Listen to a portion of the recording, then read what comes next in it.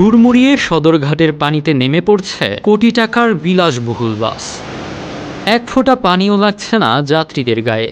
ঢাকার সায়েদাবাদ কিংবা মোহাম্মদপুর যে কোনো জায়গায় পানি জমে গেলেও অনায়াসেই চলতে পারবে বিশেষ এই বাস। ঠিক এমন চিত্রই দেখা যাবে অ্যামফিবিয়াস বা উভচর বাস কখনো বাংলাদেশের রাস্তায় চললে। সড়ক থেকে সরাসরি জলপথে নেমে ভাসতে পারার এই ক্ষমতার পেছনে রয়েছে অত্যাধুনিক ইঞ্জিনিয়ারিং। রাস্তায় চলাচলের জন্য এতে রয়েছে একটি শক্তিশালী ডিজেল ইঞ্জিন, আর পানিতে নামার সাথে সাথেই গাড়ির চাকাগুলো স্বয়ংক্রিয়ভাবে উপরে উঠে যায়।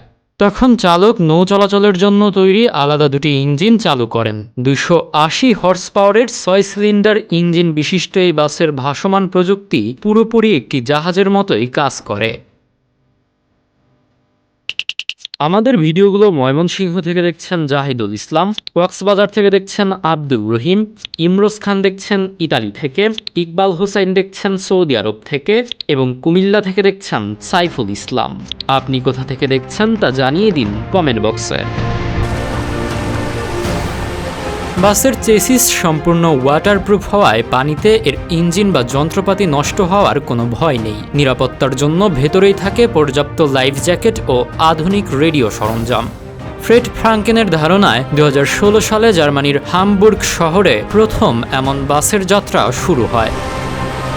সমুদ্রের উত্তাল ঢেউ সামলাতে না পারলেও শান্ত নদী বা হ্রদ পাড়ি দিতে সক্ষম এই বাস এখন নেদারল্যান্ডস, হাঙ্গেরি এবং দুবাইয়েও চলছে।